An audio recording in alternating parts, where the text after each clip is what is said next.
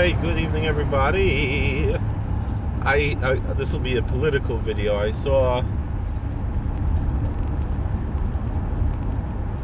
a video where there was a General Miley, I believe his name, and he was defending the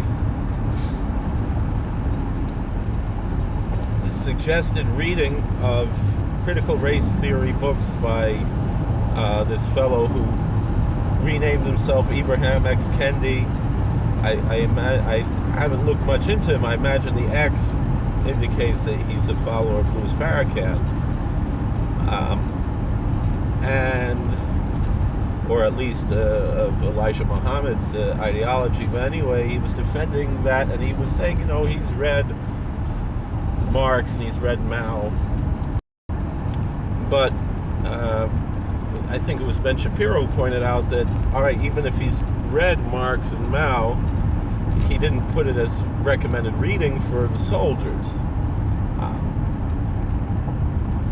But during his speech, I saw, they turned the camera to Matt Gaetz, and he was visibly upset, and I don't blame him. But then after that, he mentioned something about how the founders believed that the slaves were only 3/5 human. And I've discussed this on the channel before, but for the benefit of those who haven't watched my old videos, it was worthwhile to go back and watch again. This is a basic issue that I don't understand how this lie keeps getting repeated over and over and over again, that the founders believed that the slaves, and they racialized the slavery issue, even though there was a racial element in American slavery, but it wasn't the be-all and end-all, and particularly at that point in history, it certainly was not the be-all and end-all of what slavery was about. There still was, indentured servitude and slavery at that point in history of, various people of various racial identities. But again, the left wants to make everything race because they are the heirs of the same people who enslaved the black people. And the same people who saw slavery as a racial issue continue to see it as a racial issue. There's really, there's this myth that the Democrat Party and the Republican Party flipped after LBJ or something along those lines, and it's not true. LBJ remained an unrepentant racist all of his life, and when he signed the bill that was supported pretty much only by Republicans, or at least mostly by Republicans, he used a very nasty racist term when he did that. And there are very few of those old Dixiecrats who became Republicans. Some of them perhaps joined other parties, third parties. They did not become Republicans. So even though, maybe an argument could be made that the Democrats stopped being racist, but the argument could not be made that the Republicans suddenly became racist. What actually happened was that the South became less racist and embraced the ideology and teachings of Dr. Martin Luther King that the left, the Democrats who were responsible for his death, continue to denigrate and turn their back on with this critical race theory ideology. If you remember, it was President Reagan who made Martin Luther King Day a holiday, and it was a Northern Democrat, Kennedy, who pushed for the FBI to investigate Dr. King, and it was also the Democrats with their racist gun control laws that prevented him from defending himself, and really signed his death warrant by refusing him a gun permit when he sought one. And really, the whole history of the gun control movement is rooted in racism and the KKK. And right now, the gun control movement again is leading to the immense murder of innocent people of color by fellow people of color, because all the laws do is prevent the law-abiding citizens from doing their job. So it's essentially what's called black on black crime, really, combined with the defund the police movement, is really lynching by proxy, because that's really the goal of the Democrat Party, is to kill as many black people as they can. It always has been and always will be. And the fact that they kept their name after they supposedly changed their ideology, that's like the Nazis saying that they changed their ideology but they're going to keep their name. It's ridiculous. And we see that the most common form of lynching that the Democratic Party has made their sacrament is lynching in the womb, where in New York City, run by Democrats, a black baby is more likely to be lynched in the womb than to be born. And it's been that way for a long time.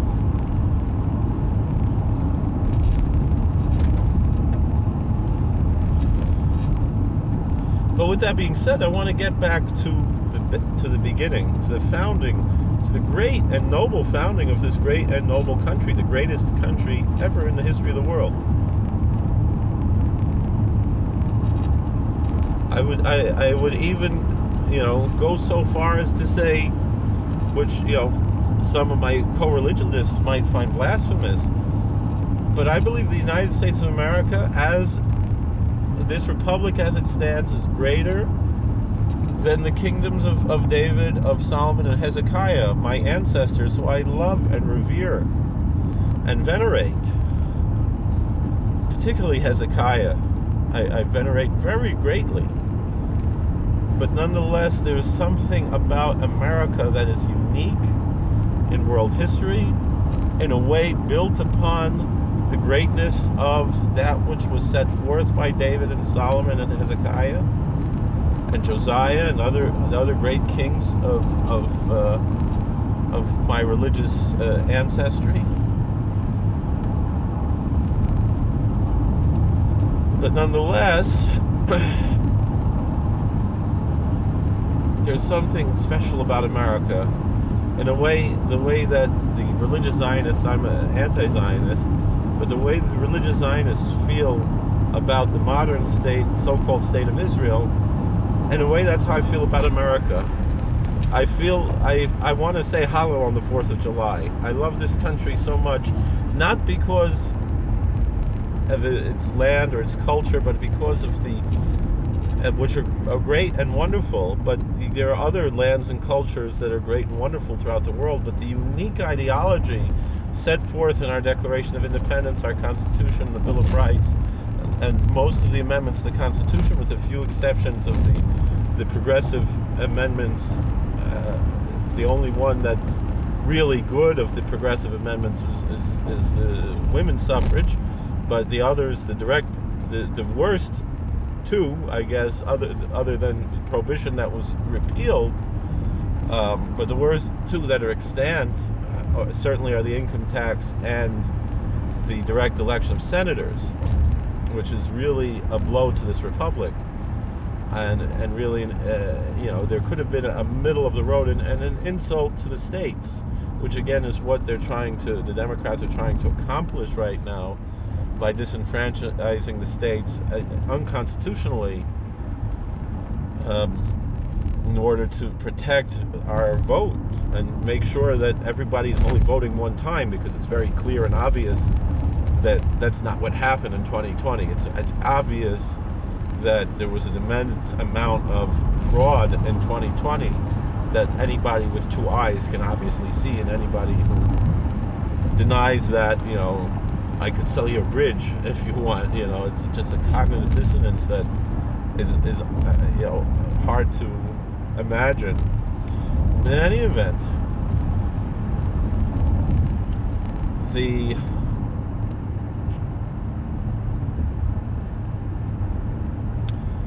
main thing that I wanted to talk about here was the 3/5 compromise. And again, I'll admit that the Three-Fifths Compromise was problematic, but it doesn't mean that this country, the way that the left wants to lie to us, that this country was somehow built upon racism, and even they go so far as to say that it was built to preserve racism, and also this painting of the South as an entirety as being irredeemably racist. Certainly there were irredeemable racists in the South, and they were powerful, and there was a reason why the Three-Fifths Compromise had to be made, and it's unfortunate, and it's part of the fact that we are in a fallen world. We're not in a perfect world. But nonetheless,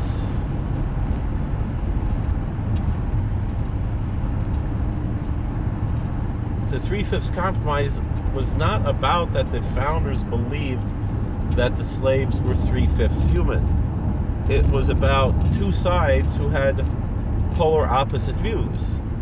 You had the pro-slavery people, I'm not going to say the South as a whole, but the pro-slavery people who wanted their slaves to count but not be able to vote or have actual representation.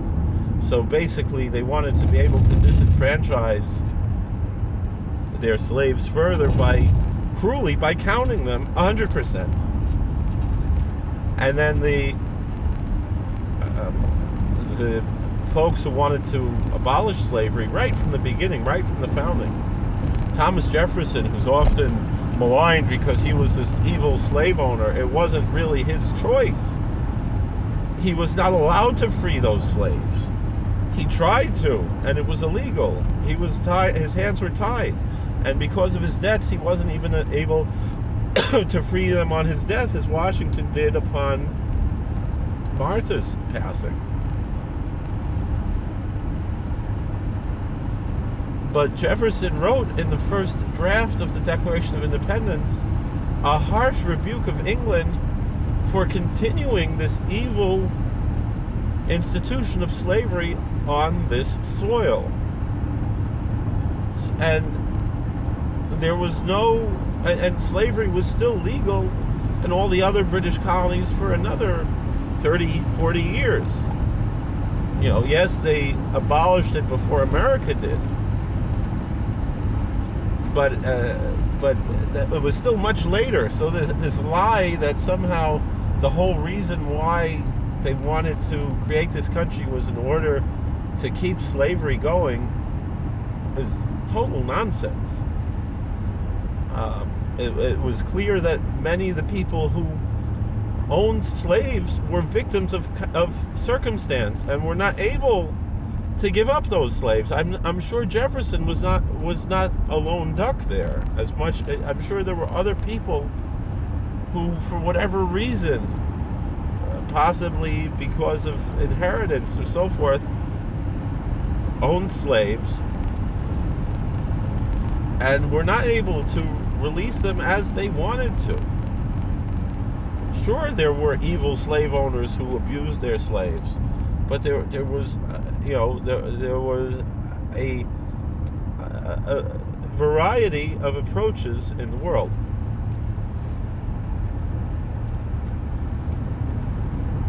And there was diversity among the slave owning population, and there were many, at least early in American history, in United States history, there were, I'm sure there were others than Jefferson, abolitionist slave owners who just were tied by the laws of the jurisdictions in which they resided. Many of those laws were vestigial from British law. Meaning, if Jefferson, because he died in debt, he would not have been allowed to free his slaves, he would have had to sell them in order to pay off his debts. But it was the people who wanted to abolish slavery and perhaps eventually give the former slaves the right to vote, who wanted to count the slaves as zero because they understood that counting them was a disenfranchisement. And so to verbalize the complaint about, which there are legitimate complaints about the 3/5 compromise, to verbalize them as to say that the founders viewed slaves as only 3/5 human is ignorant at best, and I believe malicious really at worst. I don't think that this General Miley, whatever his name is that ignorant. He doesn't strike me as being that ignorant. I think it's intentionally malicious and slanderous to make this claim that the founders thought that the slaves were only 3/5 human, as opposed to saying there was a segment that felt they, I guess, were maybe not human at all, or if they were human, they recognized an ideology and perhaps a theology of slavery that was prevalent not only in the United States but around the world. And I'm not saying that to justify it, but I'm just saying that was where they were coming from, and that these a lot of those people, not all of them, not all the slave owners, wanted this the slaves to count in the census, which obviously, if they're not voting, it disenfranchises them, and only helps their owners, their masters.